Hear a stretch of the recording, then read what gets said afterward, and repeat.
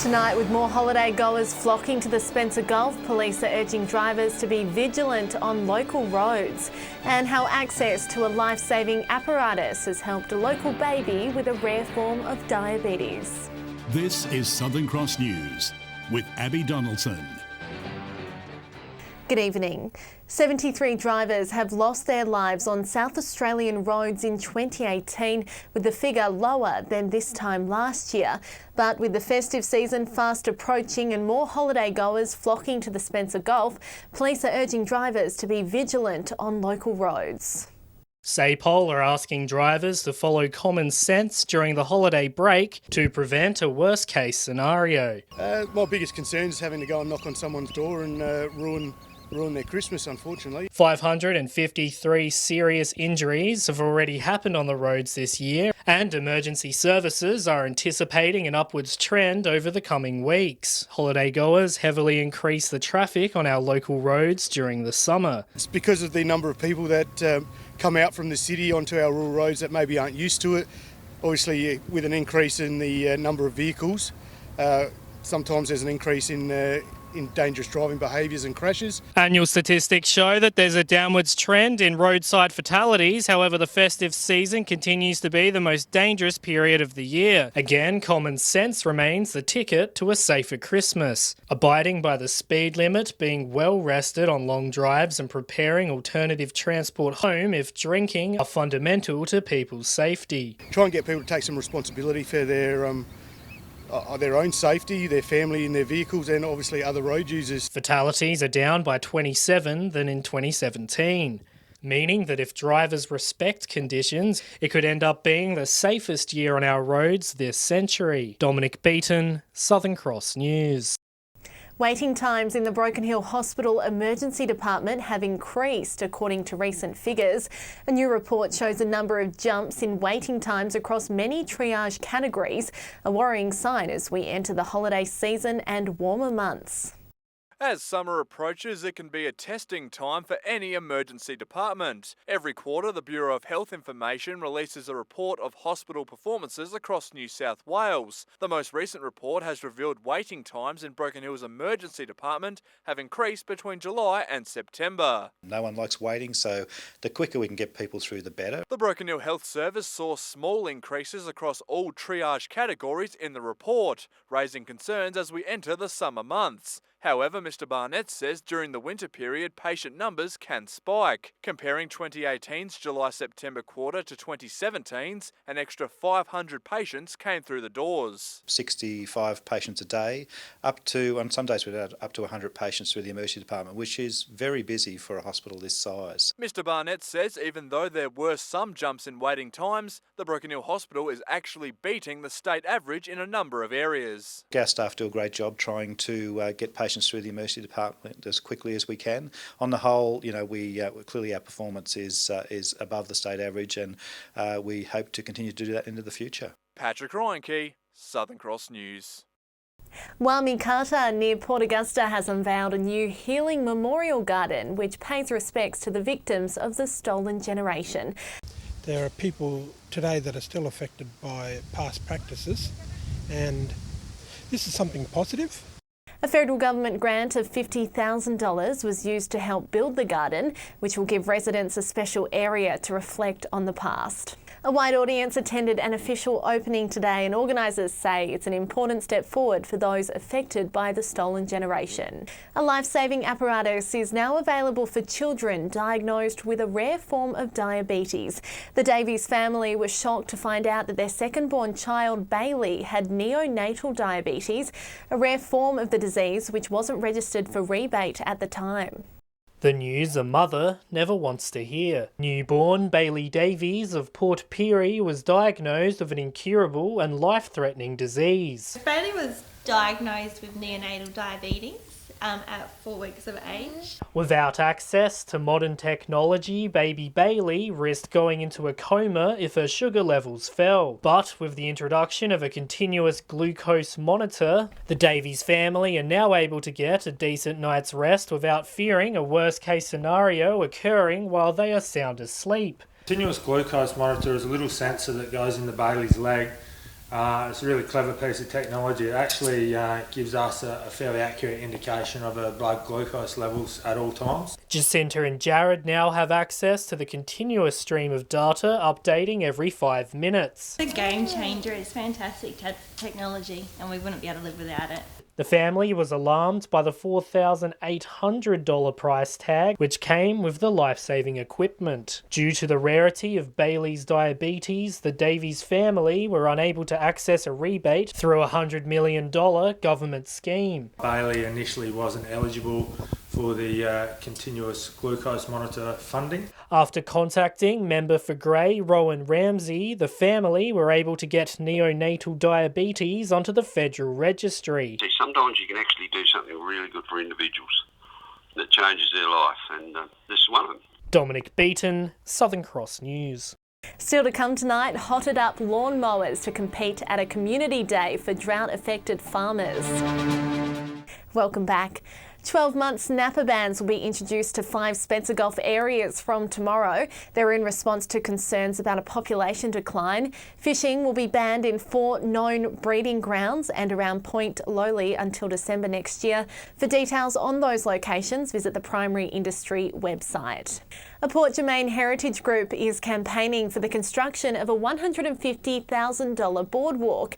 The project will salvage timber torn from the local pier, which is the biggest wooden jetty in the Southern Hemisphere. A passionate handful of locals vowing not to leave a single splinter behind. And the one that our organisation supported fundamentally was the boardwalk, because we figured we could use virtually all the usable timber. Port Germain Heritage Arts and Tourism Succeeded are on a mission to salvage their town's maritime history. The timbers that we'll be using is basically recycling the timbers that came off the Port Germain jetty during the year that we lost the jetty twice through tide surges. Getting the funds for such an ambitious project has proven difficult. The Heritage Group are lobbying to receive a proportion of the local council's $1 million drought relief money to bankroll the building of the boardwalk. For Port Germain is a very small town with very few businesses, but we do benefit from people coming to Port Germain, promoting tourism. It's a less conventional use of drought relief funding, but the community feel it is important to emphasise that they are also feeling the pinch of the dry weather as part of a trickle-down effect. The group also hopes an additional attraction will give local farmers more activities to do on their time off and operate as a morale booster. I feel very confident that this will be a wonderful thing for not just Port Germain but for the region, really, which is how we should be looking at it. Dominic Beaton, Southern Cross News. Whyalla residents will have the chance to get into the Christmas spirit on Sunday night. Carols in the Park will be held in Civic Park from 7:15 p.m. It's the largest concert of its type in regional South Australia. Entry is free, with a mix of local performers and travelling singers lined up for the occasion. We've sent a letter off to the North Pole, so if boys and girls have been good enough, he might just make a little pit stop on the way. We just send that letter off and we hope that he'll come along. Organisers are encouraging families to bring a rug and enjoy a selection of your favourite Christmas songs. And while it's yet to be confirmed, they're hoping Father Christmas will also make an appearance on the night. A community day for drought-affected farmers near Clare will be hosting a unique racing event.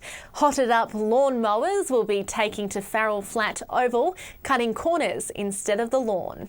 Racers will be mowing down competition at the Farrell Flat event, Good Times in the Dry. This unusual sport is hoping to put a smile on the faces of local drought-stricken farmers. So on the 15th of December, they put a little community event on just to raise some awareness for mental health. 5 drivers from across the state will be putting their mowing and racing skills to the test, competing on a track laid out on the town's oval. And these speed machines aren't your average mowers. Those guys get pretty aggressive.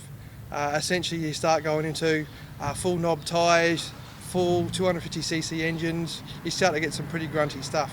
Just to give you a bit of perspective about how fast these mowers can get, Honda has just created one that can go 215 kilometres an hour. It's certainly not a sport for the faint-hearted. These top-heavy vehicles were originally built for operating under slow speeds.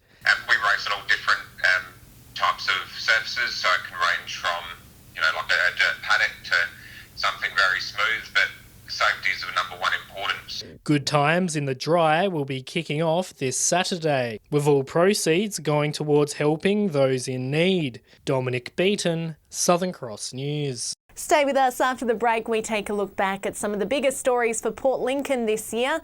And with Cyclone Owen producing some dreary-looking weather in the Gulf, the odd shower will hang around for the weekend before the sunshine returns. I'll have all the local weather details soon. It's now time to take a look back at the year that was in Port Lincoln. It was a busy time for the region, with campaigns for and against oil drilling in the Great Australian Bight and the areas being crippled with drought. These are just some of the moments dominating the news in 2018. Peter, thanks for meeting me. It's been a massive year for Port Lincoln and Eyre Peninsula, and I'm sure there's been plenty of highlights for you. Certainly, Casey. Well, the highlight for me earlier in the year certainly was after the March election. I was re-elected as the member for Flinders, but after 2 terms in opposition, I was really pleased to take my place on the government benches. So it's all happening here on Eyre Peninsula. So water security has been a concern for a long time.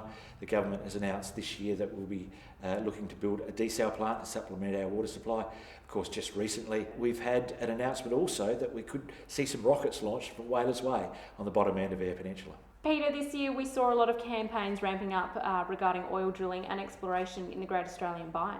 The latest plans from Equinor have been pushed out. Again, we've seen BP come and go, we've seen Chevron come and go. Equinor have pushed their plans out. It'll all depend on the independent regulator, which is in place, and we'll see how that unfolds. Port Lincoln's obviously known as the seafood capital and is home to a wide range of fisheries, so how have they fared this year? Yeah, so our regional economy is very much based on primary production, both seafood and agriculture. The tuna season is about to begin again. I hear there's tuna offshore and the boats will be heading out shortly. The oyster industry historically have imported their spat or juvenile oysters from Tasmania. With the discovery of the Pacific Oyster Mortality Syndrome, or POMS, that importation of spat was restricted. There's been some good efforts from local hatcheries and also from the state government to try and ramp the local supply of spat up, but there is a bit of a shortfall that's taking time to take up. Now, Peter, we know Australia has been hit by some pretty severe droughts, but parts of the Eyre Peninsula have been impacted as well. Yes, particularly eastern Eyre Peninsula has been hit by dry conditions. The Cleve, Cowell, Arno Bay area has had a particularly dry year, and it's been a tough year for the farmers there. Prices are good, so for those farmers who are able to harvest some grain, there's an upside on that. Peter, we continue to have long-running events like Tunarama, but Port Lincoln's becoming a bit of a hotspot for some other big events in the region too. Yeah, well, the social action here on Eyre Peninsula is up and running. The Tunarama, of course, has been going for over 50 years now and continues to be a real focus for the social events here on Eyre Peninsula. We have the Salt Festival, we've had Calatumbi, we've had the Auto Sprint. People are really active and keen to be involved in activities in their local community, and that's really a big part of building community spirit. Peter, thanks for your time today. It's been a wonderful 2018 and we wish you a Merry Christmas and a Happy New Year, and we'll see you again next year. Thank you, Casey. Merry Christmas to you. It's been a pleasure to work with you through 2018 and we're looking forward to 2019 very much. Now here's our last cricket tips of the year. Yeah, g'day and welcome to round 8 of Port Augusta Cricket. We have one game on Saturday, another game on Sunday. The Saturday match sees Central Stirling take on Corn at Etzer. This should be a good match. Both sides have been winning. Because the match is going to be played in Port Augusta, I'm going to lean towards Central Stirling. The other match on Sunday sees West Augusta take on South. Westies are languishing at the bottom, South are on top, so unfortunately I'm going to lean towards South Augusta to beat West. So there are my two winners, Central Stirling and South Augusta. Hello and welcome to round 8 of Port Pirie Cricket. This round sees Solly North taking on Props at Memorial Oval on Saturday. Solly North suffered their first defeat for the season last round and we're looking to bounce back this weekend. Props need to start winning against the top sides as their only wins have been over bottom side Southport. I'm tipping Solly North. In the match at Port Oval, it's Southport up against Wandera. Southport to continue to struggle to put runs on the board to give their bowlers something to bowl at. I'm tipping Wandera. Saturday we'll see North Wildler versus Central at Memorial Oval. North will be looking for runs from their top order, while Centrals have been dominating the pitch with Collison and Smith making plenty of runs. My tip, Central Wildler. Sunday we'll see South versus Roos. Roos have been on a hot streak with Dave Dunbar making plenty of runs with the bat and Nathan Van Acker looking very dangerous with the ball. Should be an easy win for Rapina. Welcome to this week's Port Lincoln Cricket Tips. Some fantastic games on offer before the Christmas break. The first one is Charlton and Waybacks out at Ravendale on the netball side. Be a really good game of cricket here, tipping Charlton. In the next game sees Todd River and Lincoln South out at Dorwood Oval. Todd River here should be too strong for Lincoln South and they'll get the win. And in the final game, and should be the match of the round, SES versus Tasman's, last year's grand final teams, going to battle it out here at Centenary. I think Southern Air might just get over the line in this one at full strength. Round 4 of the Elders 2020 Cup in Broken Hill this weekend, weather permitting, a bit damp here at the moment. Sees North and South both unbeaten in the 2020 format, so this will be a ripper of a contest. I think South can take this game. In the other game, Western Centrals, West get an opportunity to keep their premiership hopes alive in this game. I think this will be a very close contest. I'm tipping West might cause the upset in this game. So it's South and West this weekend in Broken Hill cricket. Now let's take a look at what's happening in the weather. Well, it was another dreary looking day around the Spencer Gulf today, and that's thanks to this low pressure system feeding off Cyclone Owen, with most centres reaching a top of just 20 degrees. On the satellite, scattered cloud across southeastern SA with a developing low pressure system is causing gusty winds and showers. On the waters for your Saturday, we'll see southerly winds up to 25 knots, big seas at 4 metres. And more rain is on the way tomorrow, but it's going to warm up slightly too. Port Augusta heading for a top of 26.